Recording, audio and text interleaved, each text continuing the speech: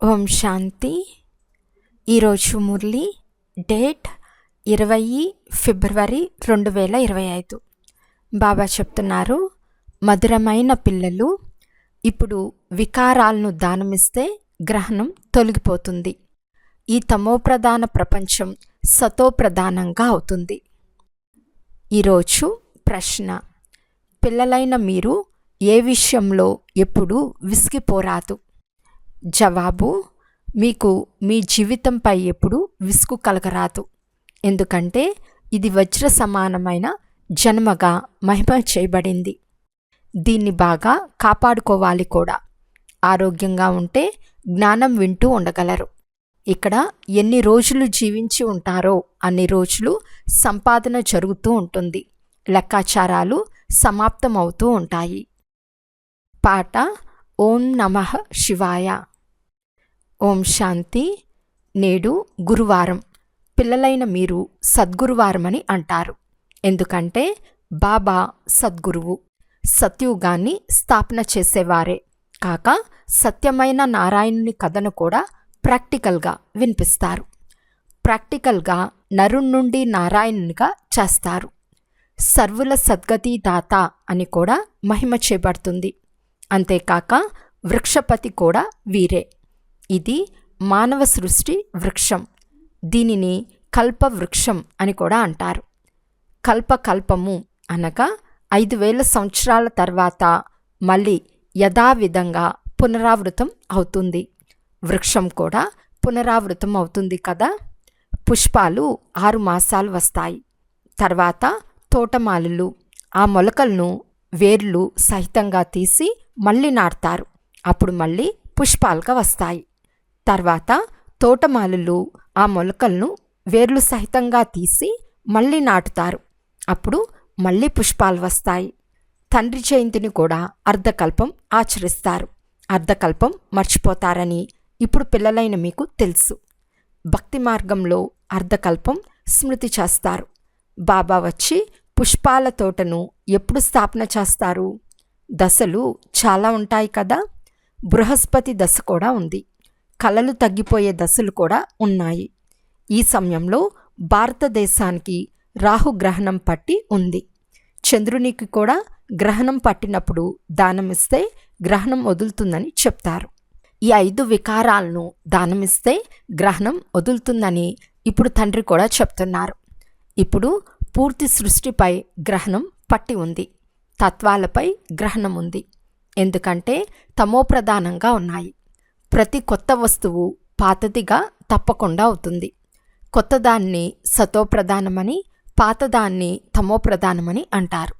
చిన్నపిల్లలను కూడా సతోప్రధానంగా, మహాత్ముల కంటే శ్రేష్టమైన వారిగా పరిగణిస్తారు.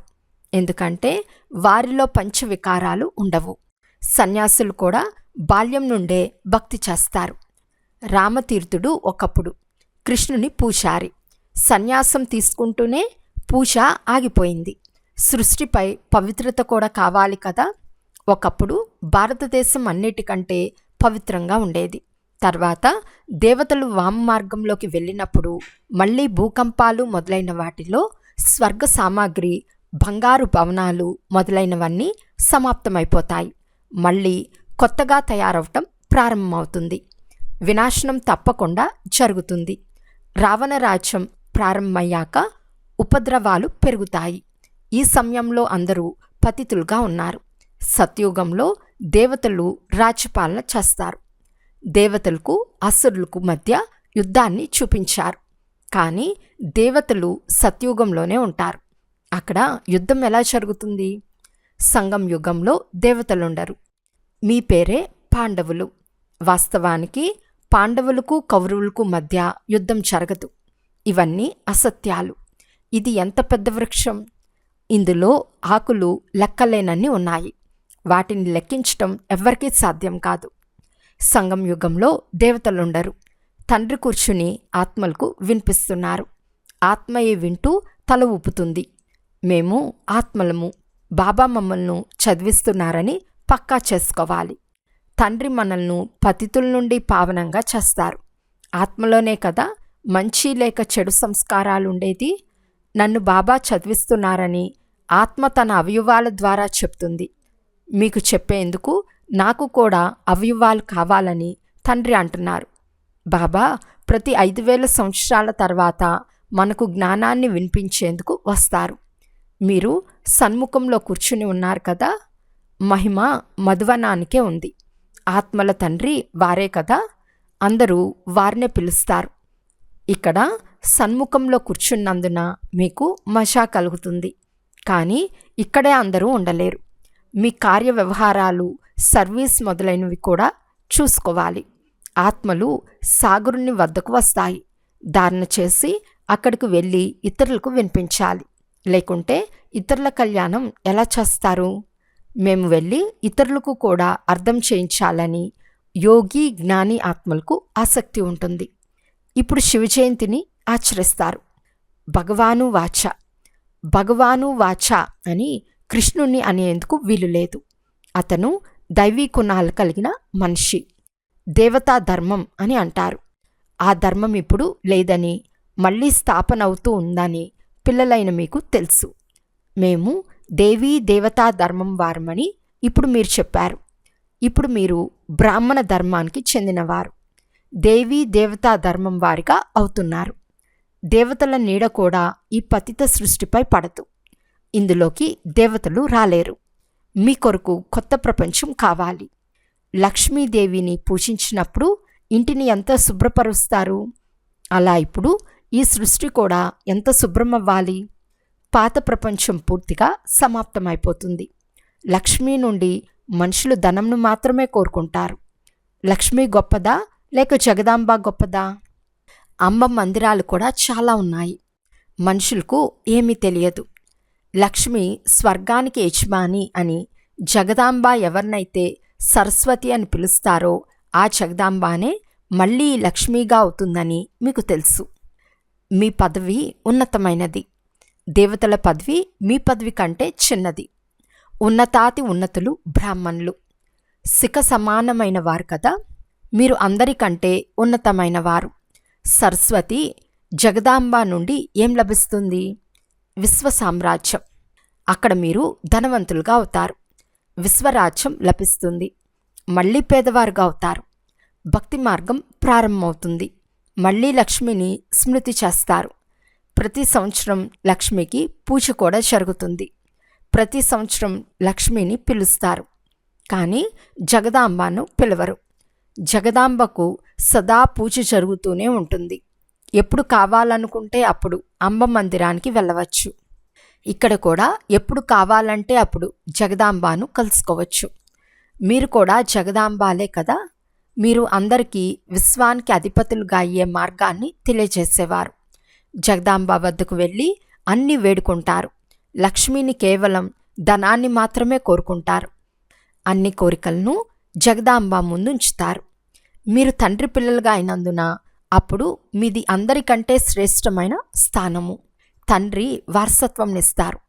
ఇప్పుడు మీది ఈశ్వర్య సంప్రదాయం. తర్వాత దైవీ సంప్రదాయం వారిగా అవుతారు. ఈ సమయంలోని సర్వ మనోకామనలు భవిష్యత్తులో పూర్తవుతాయి.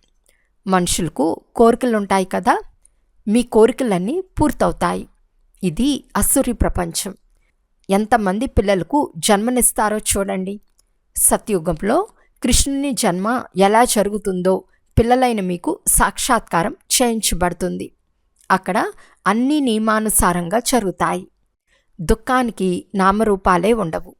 దాని పేరే సుఖధామం. మీరు అనేకసార్లు సుఖం అనుభవించారు. అనేకసార్లు ఓడిపోయారు. అనేకసార్లు విజయం కూడా పొందారు. మమ్మల్ని బాబా చదివిస్తారని ఇప్పుడు స్మృతి కలిగింది. పాఠశాలలో జ్ఞానం చదువుకుంటూ దానితో పాటు మర్యాదలు కూడా నేర్చుకుంటారు కదా. కానీ అక్కడ ఎవరు ఈ లక్ష్మీనారాయణుల వంటి మర్యాదలు నేర్చుకోరు. ఇప్పుడు మీరు దైవీ గుణాలను ధారణ చేస్తారు. సర్వగుణ సంపన్నులు అని వారి మహిమనే గానం చేస్తారు. కనుక ఇప్పుడు మీరు అలా తయారవ్వాలి. పిల్లలైన మీకు మీ జీవితంపై విసుగు రాకూడదు. ఎందుకంటే ఇది వజ్ర సమానమైన జన్మగా మహిమ చేయబడింది. దీన్ని సంభాలన కూడా చేసుకోవాలి. ఆరోగ్యంగా ఉంటే జ్ఞానం వింటూ ఉంటారు. అనారోగ్యంలో కూడా వినవచ్చు. తండ్రిని స్మృతి చేయవచ్చు. ఇక్కడ ఎన్ని రోజులు జీవించి ఉంటారో అన్ని రోజులు సుఖంగా ఉంటారు. సంపాదన జరుగుతూ ఉంటుంది. లెక్కాచారాలు సమాప్తమవుతూ ఉంటాయి. బాబా, సత్యుగం ఎప్పుడు వస్తుంది అని పిల్లలు అడుగుతారు. ఇది చాలా మురికి ప్రపంచం. తండ్రి చెప్తారు, అరే, మొదట కర్మాతీత స్థితిని తయారు చేసుకోండి. సాధ్యమైనంత ఎక్కువగా పురుషార్థం చేస్తూ ఉండండి. శివబాబాను స్మృతి చేయండి అని పిల్లలకు నేర్పించాలి. ఇది అవ్యభిచారి స్మృతి. ఒక్క శివుని మాత్రమే భక్తి చేయాలి. అదే అవ్యభిచారమైన భక్తి, సతోప్రధాన భక్తి. దేవీ దేవతలను స్మృతి చేయటం సతోభక్తి. కూర్చుంటూ లేస్తూ తండ్రినైన నన్ను స్మృతి చెయ్యండి అని తండ్రి చెప్తారు. ఓ పతిత పావన, ఓ ముక్తిదాత, ఓ మార్గదర్శకుడా అని పిల్లలే పిలుస్తారు. ఇలా అనేది ఆత్మయే కదా. ఇప్పుడు తండ్రి స్మృతినిపిస్తున్నారు. ఓ దుఃఖహర్త, సుఖకర్త, రండి, వచ్చి దుఃఖం నుండి విడిపించండి, ముక్తినివ్వండి, శాంతిధామానికి తీసుకెళ్ళండి అని మీరు నన్ను స్మృతి చేస్తూ వచ్చారు. మిమ్మల్ని శాంతిధామానికి తీసుకెళ్తాను. తర్వాత సుఖధామంలో మీ చెతలో ఉండను. ఇప్పుడు మాత్రమే తోడు ఉంటాను. ఆత్మలందరినీ ఇంటికి తీసుకెళ్తాను. ఇప్పుడు నేను చదివించేందుకు జతలో ఉంటాను. తర్వాత ఇంటికి తీసుకెళ్లేందుకు జతలో ఉంటాను. అంతే. పిల్లలైన మీకు నా పరిచయాన్ని చాలా బాగా వినిపిస్తాను.